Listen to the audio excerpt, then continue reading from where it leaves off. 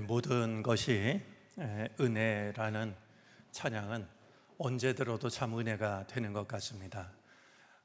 월삭 새벽 기도에 특히 명절을 보내고 모든 것이 은혜라는 찬양을 들으니까 지난 시간 모든 것이 다 하나님의 은혜였다라고 하는 것을 다시 한번 깨닫게 됩니다. 새로 허락하신 한 달을 주님 앞에서 맞이하는 우리 모두 가운데 주님의 은총과 평안이 함께 하시기를 바랍니다. 모두들 추석 명절 잘 보내셨는지요? 또 가족들 모두 평안하셨으면 좋겠습니다. 오늘 10월의 첫날인데요. 이 10월은 우리 온갖 곡식들, 과일들이 잘 익어가는 그런 계절입니다. 올 한 해를 보내면서 우리의 삶도, 우리의 마음도, 또 우리의 믿음도 잘 익어가는 그런 한 달이 되어졌으면 좋겠습니다. 자연 속에서 살았던 인디언들은 이 10월 달을 두고서 첫서리가 내리는 달, 시냇물이 얼어붙는 달, 가난해지기 시작하는 달, 내가 올 때까지 기다리라고 하는 달, 이런 의미들을 부여했습니다. 우리들에게 10월이 어떤 의미가 될지는 어떤 마음으로 이 달을 맞이하느냐 하는 것에 달려 있다라고 여겨지는데요.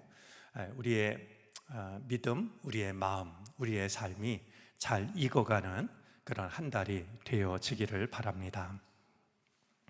한 가지 먼저 좀 알려드릴 일은, 오늘은 추석 우리 보내고 전 세대 연합 예배를 드리는 주일입니다. 그래서 우리 8시 예배를 따로 드리지 않고 11시에 전 세대 연합 예배를 드리고, 또 10월 첫 번째 주일은 세계 성찬 주일이기도 합니다. 그래서 오늘 예배를 드릴 때는 성찬 예식을 갖게 됩니다.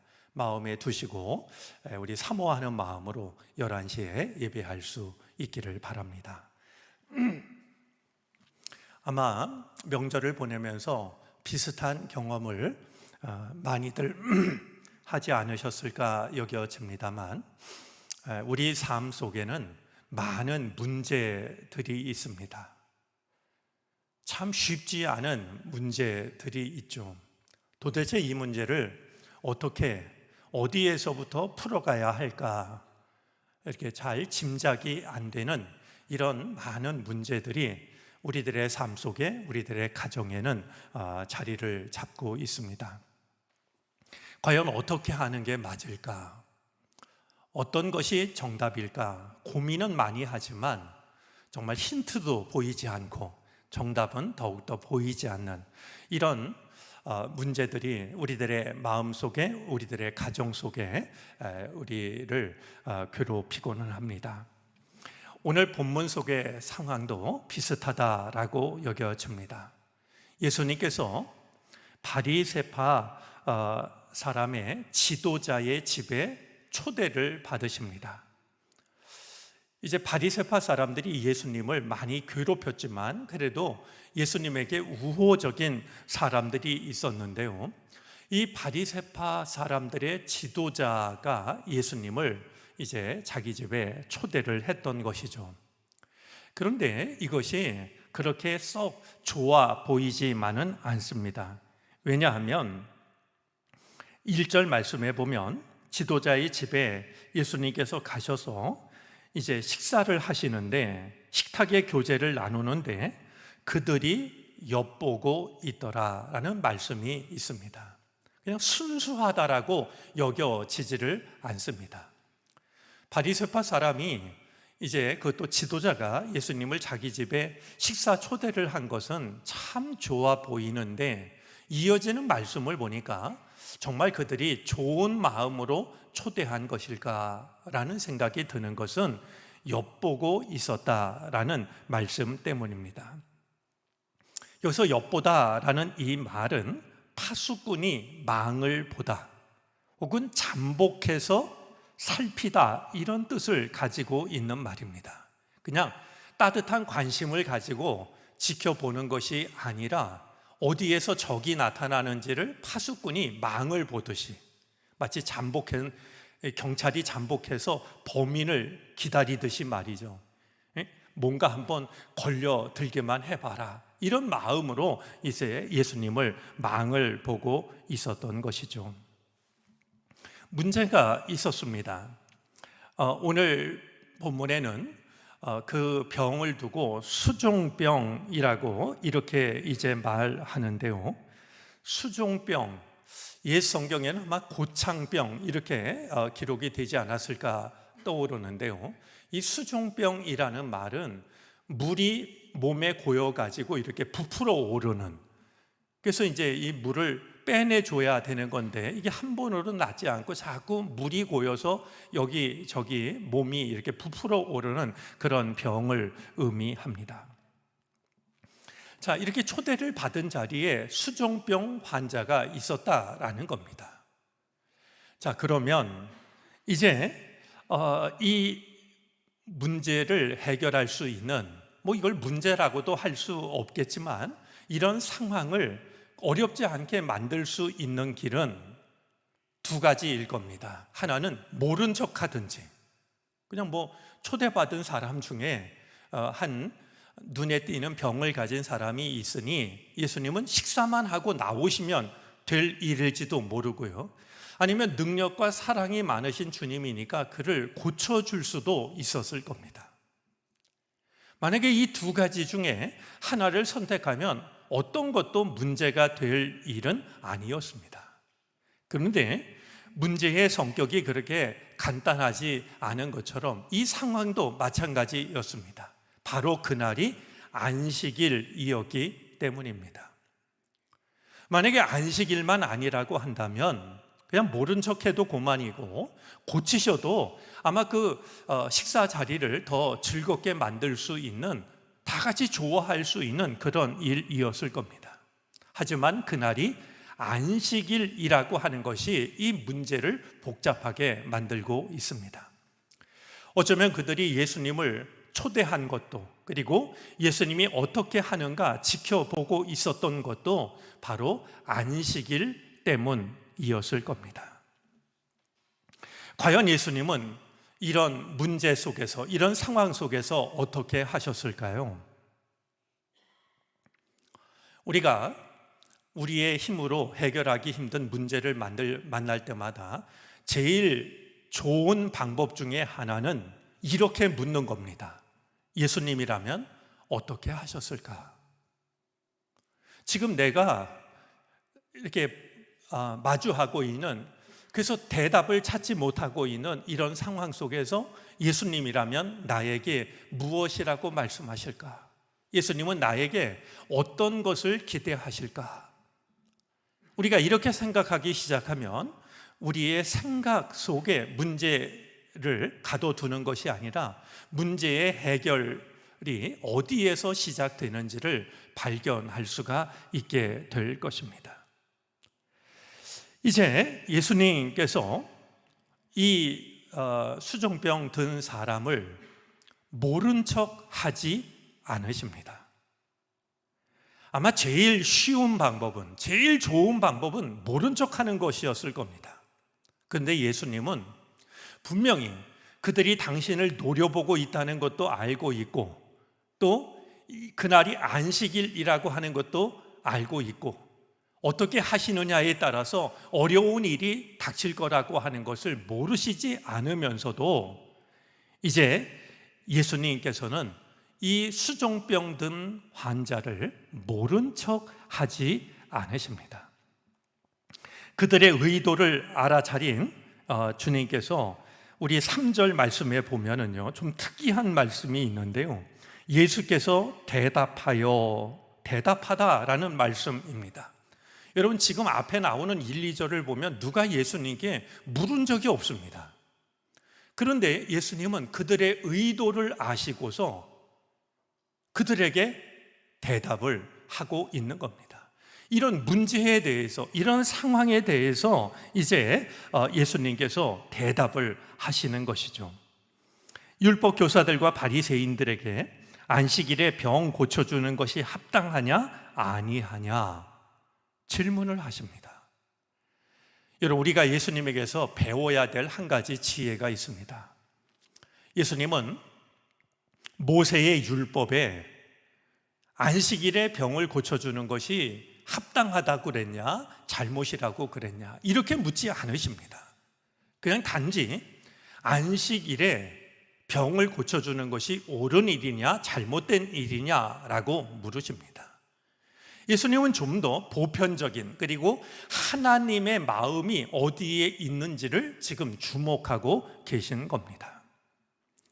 그들은 이미 안식일에 대한 예수님의 입장을 알고 있었습니다. 바로 앞에 나오는 누가복음 13장 12절부터 16절까지에 보면 안식일에 허리가 18년 동안이나 굽어 있던 한 여인을 고쳐주신 일이 있었습니다. 그런데도 그들이 또다시 예수님께 이렇게 정말 어려운 상황을 만들고 있는 것은 결정적인 증거를 찾기 위함이 아니었을까 생각을 해보게 됩니다. 자, 여기서 주님께서 합당하냐라고 묻고 계시는데요, 안식일에 병을 고쳐주는 것이 합당하냐 합당하지 않냐 물으시는데, 합당하냐 합당하다라는 이 말의 뜻은 공인되고 허가가 된 적절한 일을 의미합니다. 과연 이게 누구라도 받아들일 수 있는 일이냐라고 물으셨던 것이죠. 그러자 이 질문을 받은 이들은 유구무원이 되고 맙니다. 이제 그들이 잠잠하거늘, 4절이 그렇게 말하는데요, 그들이 잠잠할 수밖에 없었던 이유가 있습니다. 이 문제에 대한 규정이 서로 달랐기 때문입니다. 쿰란 공동체에서는요, 어떤 기준을 가지고 있었냐 하면 사람이나 짐승이 우물에 빠졌을 때 사람은 꺼내줄 수 있는데 다만 도구를 사용하지 않는 범위에서 꺼내줄 수 있다라고 하는 규정을 가지고 있었습니다. 사람이 우물에 빠져 있으면 말이죠, 그를 꺼내줄 수 있는데 도구를 써서는 안 된다라는 겁니다. 사람은 그럴 수 있지만 짐승은 꺼내줄 수 없다라는 이런 규정을 가지고 있었습니다. 탈무드에서는 구덩이에서 짐승을 꺼내줄 수 있다라는 규정도 있었고, 꺼내면 안 되고 다만 우물에 빠진 짐승에게 꼴은 먹이는 넣어줄 수 있다, 이런 규정도 있었습니다. 이렇게 이 똑같은 문제에 대해서 서로 다른 해석을 가지고 있었기 때문에 예수님께서 질문했을 때 아무도 대답을 못했던 것이죠. 그러자 예수님께서 그 사람을 데려다가 고쳐 보내십니다. 자, 수정병 든 사람을 데려다가 고치시는데요, 데려다가라는 이 말은 적극적인 치료를 의미하는 말로서 그냥 데려다가라는 말이 아니라 원래의 그 뜻은 손을 잡아서라는 그런 뜻입니다. 그래서 새번역 성경과 공동번역 성경에서는 그 사람의 손을 잡아서 고치셨다, 이렇게 번역을 하고 있습니다. 예수님이 이제 그들에게 다시 한번 말씀하십니다. 너희 중에 누가 그 아들이나 소가 우물에 빠졌으면 안식일에라도 곧 끌어내지 않겠느냐. 자, 예수님은 그들이 이해하고 있는 안식일 규정 중에 하나를 이야기하시는데요, 사람이나 소가 우물에 빠졌다면 그날이 안식일이라 할지라도 곧 미루지 않고 사람도 짐승도 꺼내주지 않겠느냐, 이렇게 물으셨던 이유는 이제 이 병에 걸린 이 사람을 고쳐주는 일도 우물에 빠진 사람을 건져주는 일과 다를 것이 없다라고 하는, 과연 무엇이 다르냐라고 하는 그런 말씀이었던 겁니다. 그러니까 너희가 안식일에 심지어 짐승이 우물에 빠져도 건져주는데 이 사람이 병에 얽매여서 고통을 받고 있는데 그를 고쳐주는 것은 너무나도 당연한 일이 아니냐라고 이렇게 말씀을 하고 있는 것이죠. 여러분, 구원, 우리가 이제 예수님 믿고 구원 받으세요 이렇게 얘기하는데요, 구원이라는 말의 구체적인 뜻은 두 가지입니다. 깊은 물에 빠져서 허우적거리는 사람을 안전한 곳으로 끌어내 주는 게 구원입니다. 또 하나는 병에 걸려서 죽어가는 사람을 낫게 하는 게 구원이라는 말의 뜻입니다.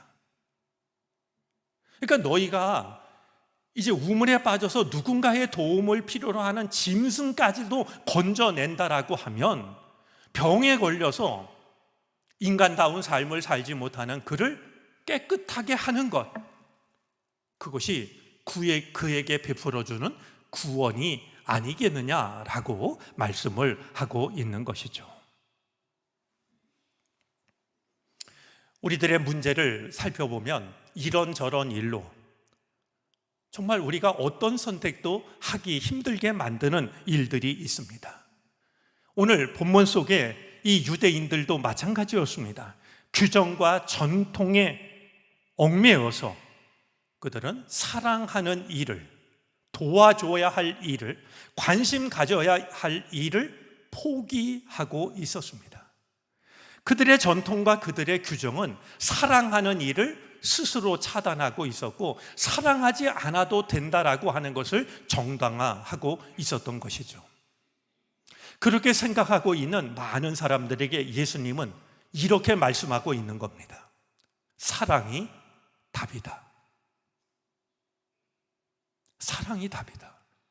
이런저런 일로 무관심하고 그를 도우려고 하는 마음을 스스로 차단하고 있지만, 그러나 하나님께서 원하시는 것은 사랑이다. 그리고 그 사랑만이 정답이다라고 주님은 말씀을 하고 있는 겁니다. 오늘 본문 속에 담긴 이 상황이 우리들과 똑같을 수는 없지만 저는 매우 닮아 있다라고 여겨집니다. 우리에게도 문제가 주어질 때 우리는 이런저런 일로 망설이고 내가 그 일을 할 수 없는 타당한 이유들을 찾아내곤 합니다. 그러나 주님은 사랑이 정답이라고, 사랑만이 답이라고 이렇게 일러주고 계신 것이죠. 오늘 이 말씀을 주님께서 우리에게 들려주시는 음성으로 들을 수 있었으면 좋겠습니다.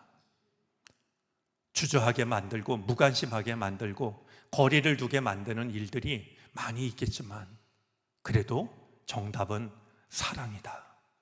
우리 마음에 두고 우리가 찾아내지 못했던 그 대답을 이 주님의 말씀 속에서 찾아낼 수 있는 우리가 되어지기를 바랍니다. 우리를 힘들게 했던 그런 문제들이 사랑을 통해서 해결이 되는 이런 귀한 은혜가 우리의 삶 가운데, 우리의 가정 속에 임하게 되기를 바랍니다. 기도드리겠습니다. 시간의 주인이신 주님, 우리에게 새로운 한 달 2023년 10월을 허락해 주시니 감사를 드립니다. 가을입니다.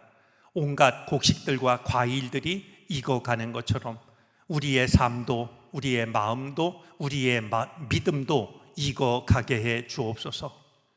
한 해가 얼마 남지 않았습니다. 10월을 잘 보냄으로 인하여서 2023년이 마음을 다해 감사할 수 있는 한 달이 되게 해 주시기를 바라고 원합니다. 추석 명절을 은혜 중에 보내게 하여 주시니 감사드립니다. 우리가 마주한 문제들이 있습니다. 아픔들이 있습니다.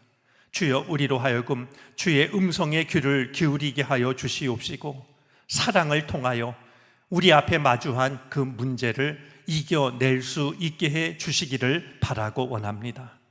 우리의 가정을 주님께 맡깁니다.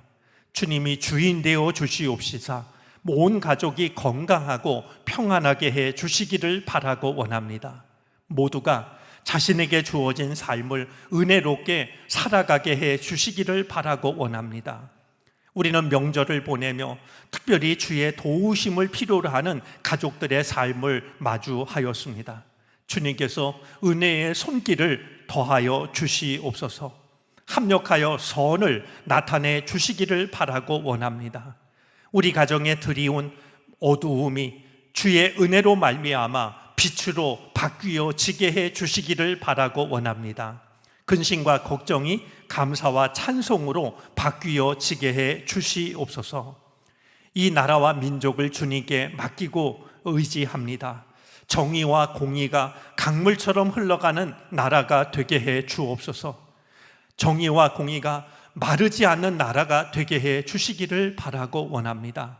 다 함께 꿈을 꾸고 다 함께 노력하고 땀에 대한 대가를 모두가 누릴 수 있는 좋은 나라가 되게 해 주시옵소서. 정릉교회를 주님께서 기억해 주시기를 바라고 원합니다. 온 교우들 한 사람 한 사람, 한 가정 한 가정 하고 있는 모든 일들 주님께서 이제 눈동자처럼 살피시고 은혜로 채워 주시기를 바라고 원합니다. 한 사람 한 사람 모두가 주님께서 손수 심으신 나무들이 되게 해 주시옵소서. 그런 우리들이 모여 은총의 숲을 꿈꾸는 교회가 되게 해 주시기를 간절히 바라고 원합니다. 세상을 살려내고자 하시는 주의 뜻에 대답할 수 있는 교회가 되게 해 주시옵소서. 이제 오늘은 주일입니다. 또한 우리가 주님을 우리 가운데 모시는 성찬 예식을 하고자 합니다. 오셔서 주여 우리 삶의 주인이 되어 주시사 우리의 몸도 마음도 믿음도 강건해지는 은혜를 허락해 주옵소서. 전세대 연합 예배를 드립니다. 오늘 우리가 지켜가는 믿음이 다음 세대에게 이제 훌륭하게 이어져 갈 수 있게 하여 주시사 가정마다 믿음의 가문을 이루게 해 주시옵소서. 슬픔을 당한 가정이 있습니다. 위로하여 주시고 모든 장례 절차가 하나님의 위로 가운데 이어지게 해 주시옵소서. 오늘도 감사하는 마음으로 또한 어려운 이웃을 사랑하는 마음으로 예물을 바치는 손길들이 있사오니 주여 기쁘게 받으시고 하나님 나라 하나님의 영광을 위하여 사용해 주시옵소서. 주께 정성을 바치는 손길을 기억하시고 더욱 기름지고 풍성한 은혜로 채워 주시옵소서. 지금은 우리 구주 예수 그리스도의 크신 은혜와 하나님 아버지의 무한하신 사랑하심과 도우시고 이끄시는 성령의 은총이 허락하신 10월 한 달 첫날을 맞이하여 주님 앞에 나와 한 달의 모든 삶을 맡기고 의지하는 우리 모두 가운데 이제로부터 영원토록 함께 계시옵기를 간절히 축원하옵나이다. 아멘.